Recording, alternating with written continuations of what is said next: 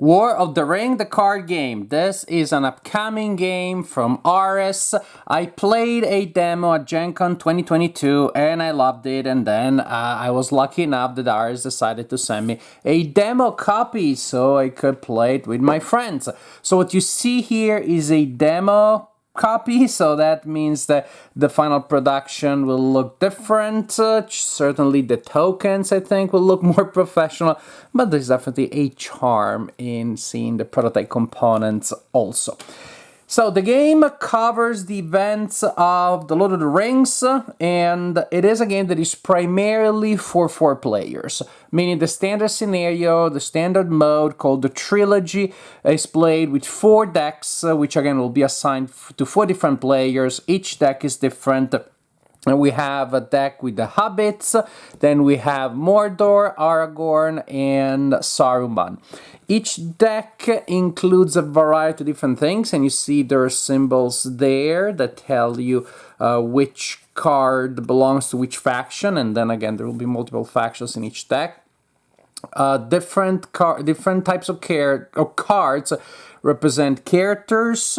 Then we have armies, we have items. Oh, we got Gandalf, and there are 2 versions of Gandalf, the gray and the white.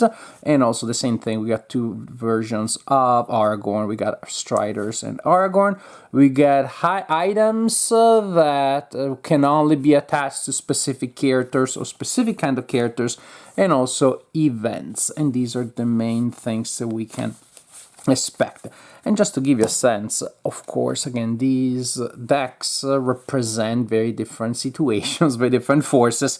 Yeah, we got Mordor, so you can expect a lot of orcs, a lot of Nazguls, and all the kind of like creepy mounts that they ride, the Lidless Eye, and crazy stuff. Aragorn, so you're gonna see a couple of random things. Oh, this was misplaced. It shouldn't be here. There you go. Legolas. Yeah, you can see it's pretty prominent, the demo indication, so you know exactly what we're using here. Also, this way you don't make the stills from this video to start making your own pirated copies, because that would be wrong. And again, our lovely Saruman and the forces at his disposal. So, the game will last up to 9 rounds, and each round the players will be fighting for control of at least a path card and at least a battleground card. And there are 2 kinds of battlegrounds. One for the free people and one for the shadow. Because, of course, these are the main forces. These 2 players will play as a team as the free people, and these 2 players will play together as a team as the shadow. The game will last up to 9 rounds. Each round there will be at least a path in play. I'll say at least one, because the default is there's 1 path and 1 battlefield being out for grabs each turn, but there are game effects that may bring more of those into play. Each path is numbered from 1 to 9, again, at least 1 per round, but of each version there are 3. So there are 3, number 1, 3, number 2, and so on and so forth. So when we need to draw one, we simply choose a random one for that type. When we flip it over, when we reveal it, there may be effects that need to be resolved, and that's pretty self-explanatory. There is here a number of victory points that will go to the free people if they take control of that card, or to say if they retain control of the card. A very strong idea, very important idea in this game is that each card clearly has a defender and an attacker, and the path on the path, the defender is always the player or players of the free people, because again that represents the fellowship going around and minding their own business while being attacked by the other bad guys, by the shadow players. And so each round we're going to have a path and we're going to have a battleground, alternating one from the free people decks, one from the shadow deck. And so, for example, this is the one that we just drew, for example. And again, another effect that may apply there. When we look at the battlegrounds, the symbols on top indicate the defenders that can be sent there to defend that area, and at the bottom the kind of attackers that can be sent there to attack that area. Because again, you may remember these cards have different symbols, and so for example only cards with that symbol can be sent there by the attacker, because in this card here the three people are the defenders and the shadow are the attackers, and these are the symbols that can be sent there to defend. So you can see they need to match. To defend. Now, locations may have an intrinsic defense. For example, this location has a defense of 1, and this one also has a defense of 1. The idea is that the defender wins ties, so the general idea is that each round we're going to play cards, sometimes in reserve, sometimes we send them there to attack or defend the area, depending on which side we're on. And then at the end we see who controls the area, that is, who has the most meaning.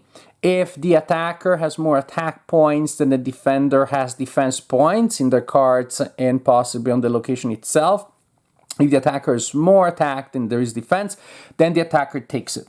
If the attack is equal or lower than the defense, then the defender takes the card. And again, this is the number of victory points that is assigned. So when you gain a battleground, you take it, put it in your scoring pile, it's worth that many points. The path, if the three people, players take it, is worth that many points. If the shadow player or players take control of a path, the card is flipped face down, the number printed here is ignored, and basically a number of corruption points, corruption tokens will be placed there to indicate how many corruption points there are. How many corruption points is that?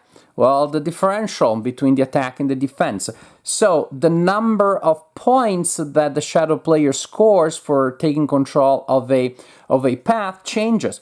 If I exceed the defense of the attacker or the defender by 1, that is 1. If I exceeded by 3, then I place 3 corruption points, and these are victory points. So that's the general idea, that we alternate playing cards, again, triggering game effects, but ultimately sending to attacking and or defending different locations. Now, players, again, starting with the hobbits and going around, will take their turns. They will have their hand of cards, and suppose that this is the hand of cards that I have at any given time, because reasons. And so, when it is your turn, you take an action. You must take an action unless your hand is small enough that you have reached your carryover limit. Everybody starts with a carryover limit of 2, and that may change during the game because game effects. When it is your turn, you can choose to play a character. And to play a character or an army, there you go, a character or an army. To do such thing, you need to take another card from your hand and cycle it, which is a fancy word for discard it in a face-down pile. Cycling it, I guess they chose the word to indicate that, as a reminder that discard pile, then when your deck is over, it gets shuffled and becomes your new draw deck. And each player also has a ring token, and we use that as a reminder because later in the game, when one of them is my cycle and one of them is my draw pile, there's just no way I wouldn't draw from the wrong deck unless I mark it somehow. Maybe that's not your problem, but it certainly would be a problem for me. But I mark it that way. So, if I have a hand of 6, chances are I'll be able to play 3 of them, because for each card that I play, I need to cycle another one from the deck. When I play a character, the character can be played to a location if they're allowed to. Paths, for example, to send them to a path, they need to have a number here in the range. Pippin can always go on any path, 1 to 9. So I can cycle a card from hand and send Pippin to the path directly. Or, if I can't, or I choose not to send a character, I can still play the character and I play to my personal reserve. And that's it for now. The character counts as in play, so there are game effects that count when the card is in play, or some specific when the card is in reserve, they apply. There are some characters that are great supporting characters. You want them in reserve and they're not as powerful when they actually enter the fray. And suppose that then I cycle another card, and so I play that one, and so on and so forth. That's the general idea. If I play armies or characters, they can go in reserve or to a location. If the symbols match or the path number matches, events, they're simply played, again paying the usual cycling cost, and you resolve what they say, and so on and so forth. So as the game progresses, again, there will be cards placed around the paths. But during your turn, again, you take an action. And playing cards is going to be a very common one because this is a card game. But as an action, instead of playing a card, then you can take a card from your reserve as long as it was played in a previous round and move it to a location, again, if the path number or symbol match.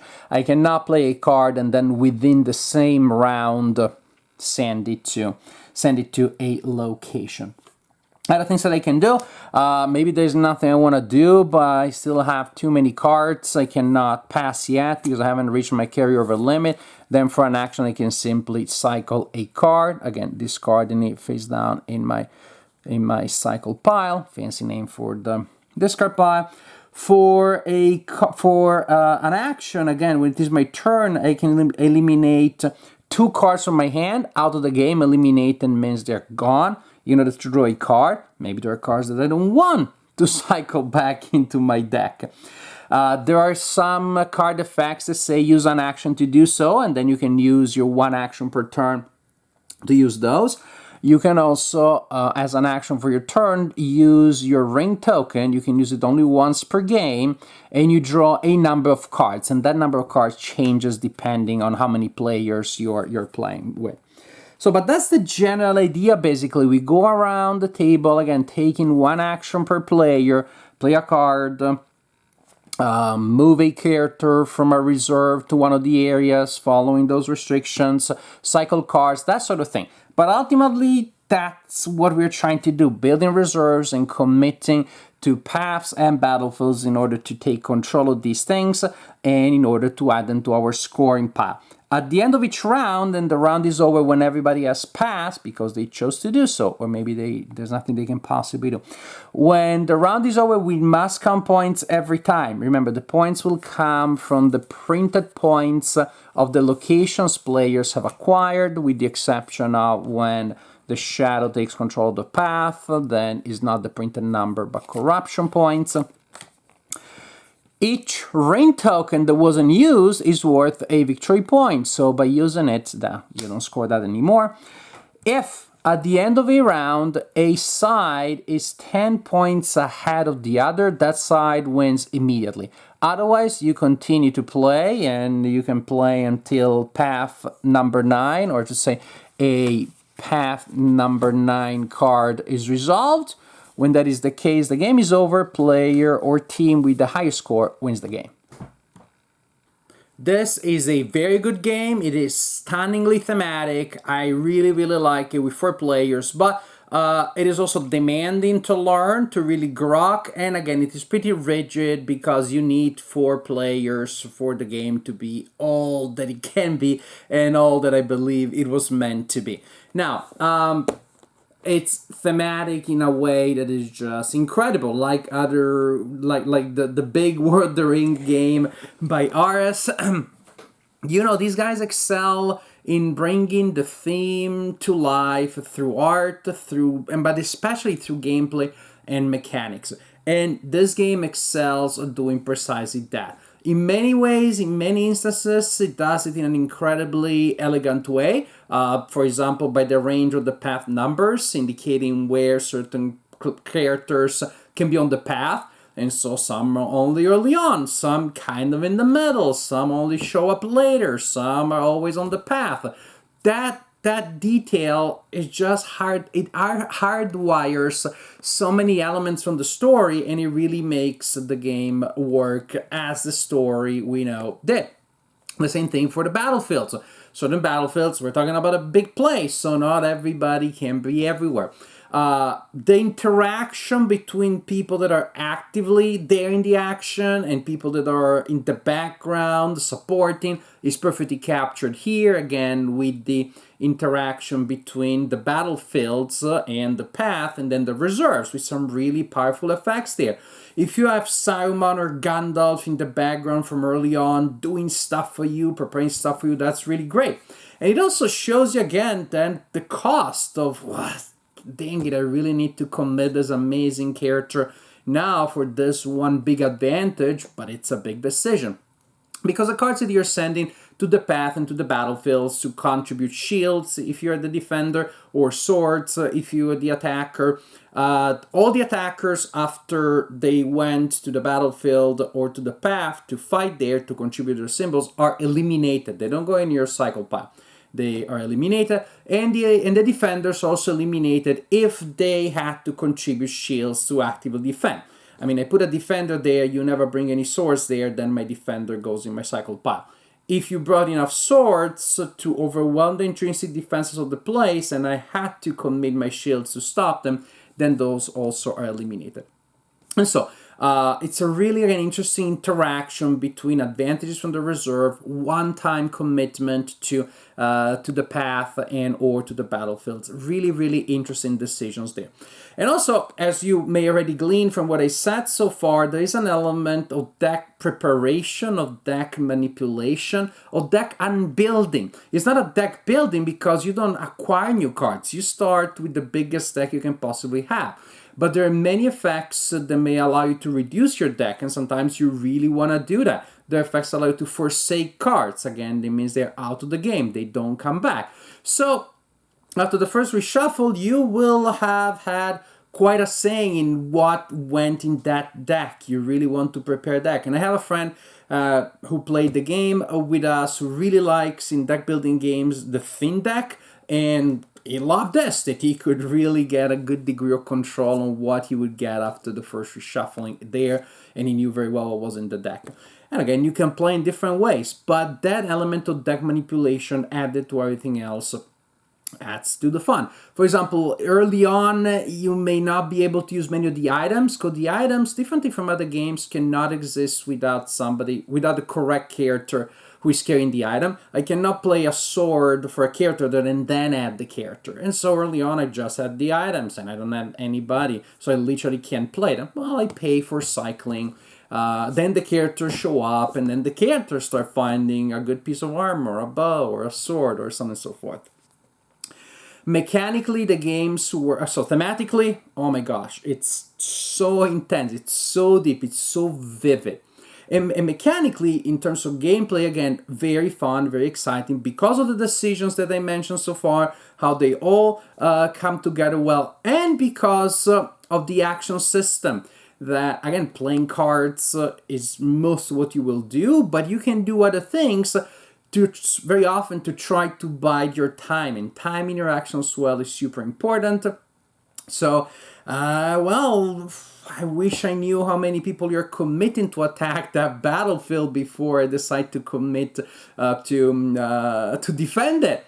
And vice versa, I wish I knew how many defenders you're ready to play before I commit too much. And so people are gonna try to delay as much as possible, and so maybe do other actions as much as they can. And then it looks like I have no hands, and so everybody assumes that I'm gonna pass, but that's when I take a card from reserve and I commit it.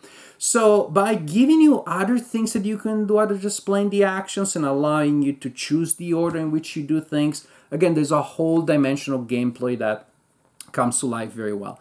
Finally, when you play with 4 players, the element of communication is very interesting and important. Because again, you win or lose a battlefield by 1 shield. And so I wish I could perfectly communicate with my teammate, hey, I got 2 shields, you got at least 2, I think we're good. And you could say that, but all communication is in the open, so the spies of the opponent are listening to you. So it's more like, how can you help there? I can help a little bit, but at great cost. Interesting. I don't think I can help. So you're going to have this like very hinting at things, and as the teams are trying to communicate and coordinate across the table without giving away exact numbers and exact quantities to the opponent, who then in turn may try to also outmath you. It's great if you got 4 players and 4 committed players. Because the game is still a long game the first time you're going to play. The first time we played the game took us 3 hours. Simple as that. And so at the end, we're pretty tired because you got the new rules. And you want to read every card very carefully, and they're new to you. And you want to figure out how they interact with each other. You want to see the bigger picture, but you can't read at that point. You're communicating with it, which is part of the fun, that with intra-team diplomacy is part of the fun. But again, of course, takes time. So the first time or two you're going to play the game, expect the game to get longer. But it is a game that in time will become shorter as people become familiar with the game. It's not, I review a game recently, I told you the early games are going to be long, later games longer. Not this one. This one, playing it with the same players multiple times, the gameplay time shrinks considerably, but you need to be able to be willing to put in that initial effort. And the game really is what it is, what I described, with 4 players. You can play with 2, in which case you shuffle together the 2 decks for the free people and the 2 decks for the shadow. And the game changes entirely. It's really almost not the same game. Why so? Well, first, you miss that element of intra-team coordination, which is part of the fun. And second, there is a much larger element of randomness. When you have a deck of about 30 cards, you probably will be able to find Gandalf in there at some point. You'll be able to find Saruman, Aragorn. And getting some of these supporters out early on is super important because they give you extra cards.